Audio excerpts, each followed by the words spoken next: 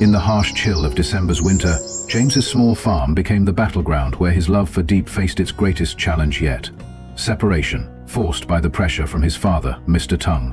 When Deep left James to shield him from family conflict, the painful memories of her past with Pow resurfaced, drowning her in insecurity and despair. Lynn's compassion and James's unwavering love were flickers of hope, but the growing tension between James and his father pushed everything to the edge.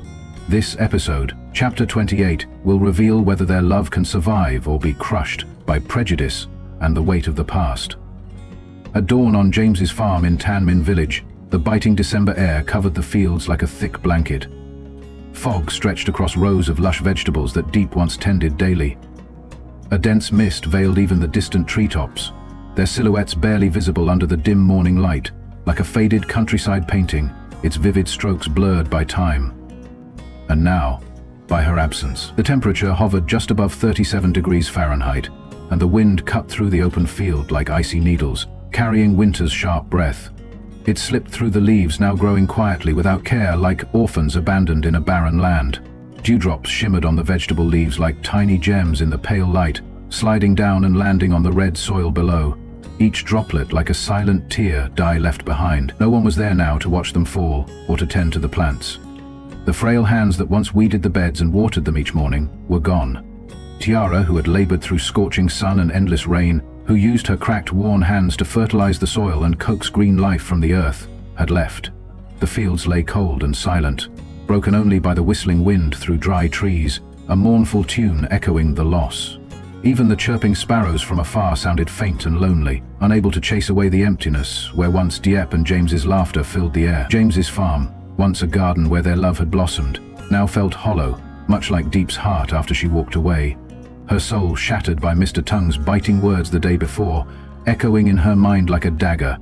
"You're poor, uneducated, and divorced. How can you ever be worthy of my son?" That cruel past swept over her like a gust of freezing wind as she walked away, each step heavy on the red dirt path.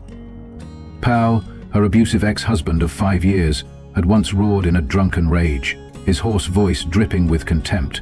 "You're nothing but a workhorse. What's the point of learning?" He had torn apart the old notebook she salvaged from a trash pile, pages fluttering like the fragments of her life. His fists rained down on her, merciless as a storm, forcing her to curl up in a dark corner, blood dripping from her lips and mixing with the rain that leaked through a broken roof. Her mother-in-law, Mrs. May, had slashed at her pride with every word. "Useless thing. Can't have kids. Get out of this house." Now, in a small wooden cabin that belonged to Tuan, a man who offered her shelter, Deep sat, trembling. Her tears fell silently to the cold dirt floor, her hands clenched tight in her lap. Her heart was torn, but she whispered to herself in anguish, "Leaving James was the right thing. I don't want him to suffer because of me. I don't want him to be shamed or scolded by his father. But why? Why does it hurt so much? Like I've lost everything." A few miles away, in a modest rented house in Tan Min, James had been awake since early morning. Pale light peeked through the cracks of the wooden window, falling across his face, highlighting the weariness in his eyes. The worry and pain etched there had only deepened since Deep left without a word, leaving him in confusion and silence. The house, with its cracked clay walls and damp corners stained with moss, whispered of time and hardship. The scent of damp earth and aging wood drifted in from the nearby fields, mingling with the smoke from a small fireplace glowing in the corner. The flames danced, but couldn't chase away the cold in his chest. The laughter and warmth Deep once brought to this home had vanished. James wore a grey work coat, stiff and stained with dust from the farm. His worn leather shoes, still crusted with red clay, sat near the door. The same shoes he'd worn the day he last saw her sitting at the wooden table, reading the old book he gave her by oil lamplight. He stepped outside, the cold ground crunching beneath his feet. Frost clung to the earth, and each step echoed in the stillness. He stared out toward the now empty farm, his breath curling into the morning air like fading smoke. "Where are you, Deep? Why did you leave without a word? Are you safe out there?" His heart thudded with panic as he remembered her small hands, chapped from cold, the way he once held them to keep her warm. Her thin, pale face, so determined even when the wind cut like knives. That fragile smile. He loved it more than anything in this world. "Is she okay? I have to find her. I can't leave her alone like those years she endured with Pow." The vow rang silently in his chest, trembling but firm, like a promise carried by the wind. Deep means everything to me. She's the light I found when I came back here. I can't lose her. I can't let her think she's not enough. He went back inside, walking to the cluttered wooden table where plans and notes lay scattered, papers filled with numbers and ideas they had once dreamed together. But he couldn't focus. His hands shook as he picked up the old book he'd given her. His heart made up its mind. He had to find her, no matter what it took. Back at Tuan's wooden cabin, Deep huddled beside the scarred wooden table. The oil lamp flickered weakly, casting faint shadows on the walls. Her tear-stained face glowed under the soft light, eyes swollen from crying all night. Dried streaks marked her cheeks like painful reminders. The room was cramped, its rotting wooden walls peeling, mold peeking through. The air was damp and stifling with a mix of oil smoke and cold earth, but she didn't care.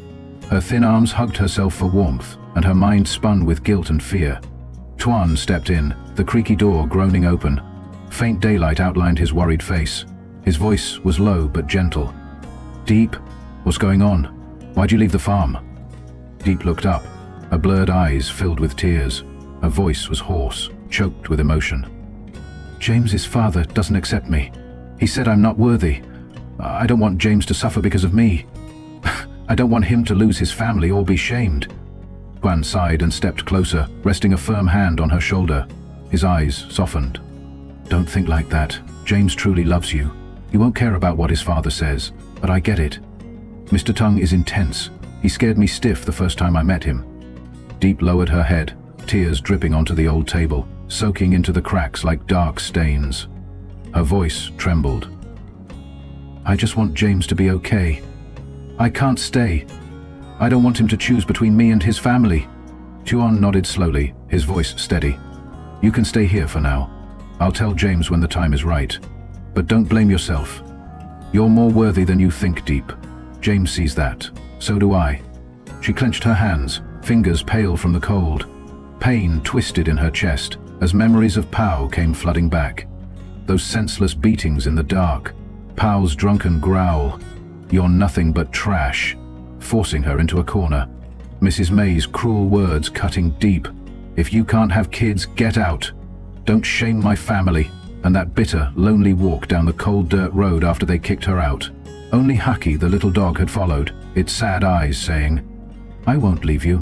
She whispered to herself, fragile but tormented. "I don't want James to suffer like I did. I can't bear to be the reason he's hurt, not because of someone like me." James drove toward the farm, dread weighing on him like a stone. He sensed something was off from miles away. The fields were too quiet. The truck rattled over the bumpy road, pebbles crunching under the tires, red dust rising in thick clouds behind him. He stopped in front of the wooden house, his heart lurching when he saw the door slightly ajar. No familiar footsteps, no gentle voice calling to greet him. He rushed inside. Her belongings, her book with yellowed pages, her watering can, were gone. As if she had taken the soul of the place with her. Haki, the little dog, curled beside the wooden table, his fur damp with morning dew. He looked up with sad eyes and wagged his tail weakly. James knelt beside him, stroking his head, voice trembling. "Haki, where did she go?" No answer, only the wind slipping through the cracks. He stood, ran outside, boots kicking through the dirt roads, shouting into the empty fields. "Dai, where are you?" His voice echoed with no reply, just the cold wind howling in return. His heart pounded wildly. He pulled out his phone with trembling hands and called Lin. "Do you know where Diep is?" he asked, voice tight with panic. "I just got to the farm, she's not here." Lin replied, voice filled with concern. "Tuan said she left after talking to your dad yesterday. She didn't want you to suffer because of her, so she asked him to help her go." James went pale, his chest clenched. "She left because of my dad? Because she didn't want me to suffer?" He gripped the phone tighter, voice trembling with resolve. "Thank you. I'm going to find her. Right now." He hung up, rushed to the truck, flung the door open and started the engine. The truck tore down the dirt road, dust billowing behind him like a storm. His heart burned with determination. "I'm bringing her back. No matter what." At a luxurious hotel in Tan Min, Mr. Tung sat in a spacious room lit by a dazzling crystal chandelier. The light sparkled like tiny stars, casting a glow over his stern face. Deep lines carved by time marked his skin like a map of hardened decisions, made to protect the family name. The room was pristine, with polished marble floors and finely carved ebony furniture, radiating power and wealth. Yet the air was cold, stripped of warmth, as Mr. Tung spoke to his assistant, a man in a black suit standing respectfully nearby, notebook in hand. "James must not see that girl again," he said, voice cold and commanding. "I made it clear. She's not good enough. I won't let him throw away his future over someone like her." The door burst open. James entered, eyes blazing with fury and pain. His fists clenched as he faced his father. "What did you do to Dieppe?" he shouted. Mr. Tung looked up, unflinching. "I told her to leave. She's not worthy of you." James's voice thundered through the room. "You don't get to decide my life. I love her. She's everything to me." Mr. Tung rose, his voice ice. "You need someone capable, not a poor divorced girl. If you choose her, don't call me your father."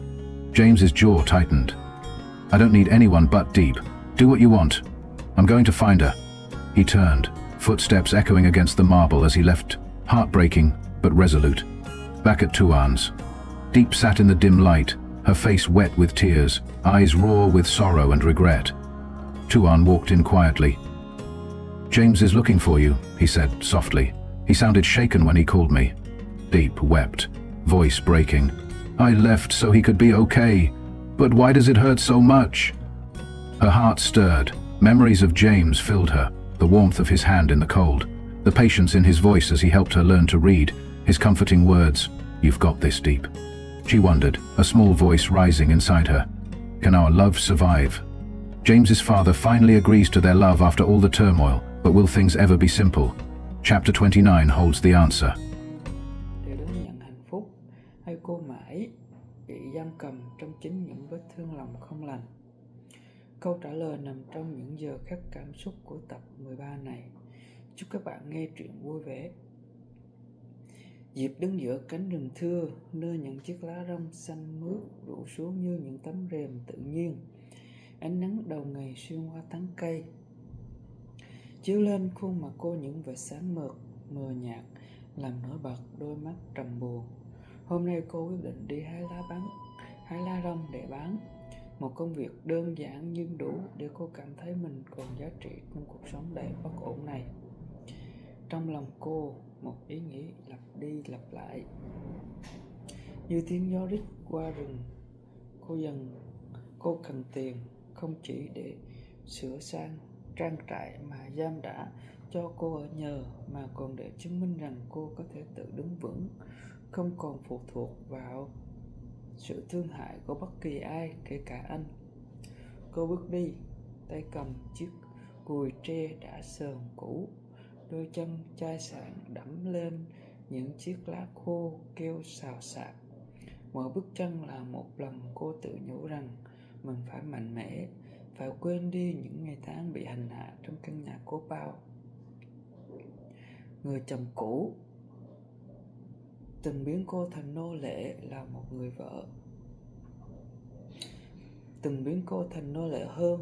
người vợ.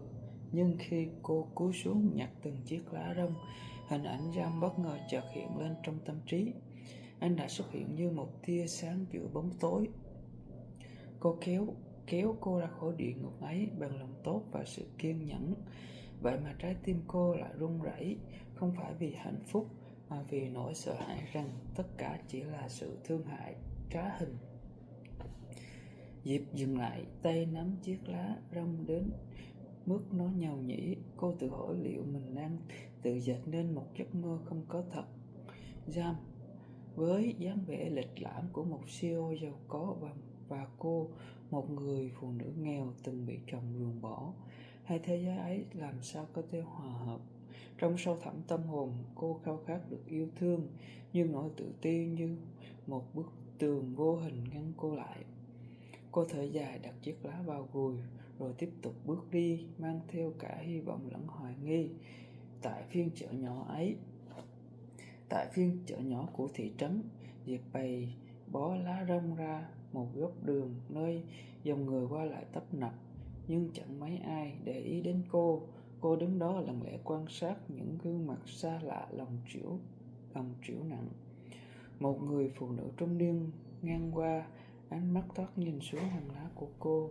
Diệp vội lên tiếng, giọng nói nhỏ nhẹ nhưng đầy hy vọng.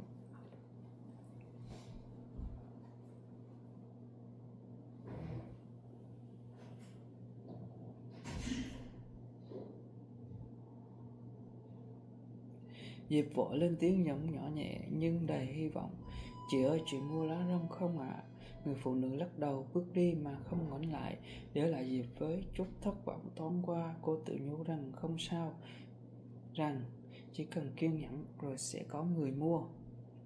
Một lúc sau, có một người đàn ông lớn tuổi dừng lại, nhìn những bó lá xanh mướt. Ông hỏi, nhà bà có mua lá dong không? Diệp gật đầu đáp, dạ cháu bán 10.000 một bó. Ông lắc đầu bảo rằng nhà đã có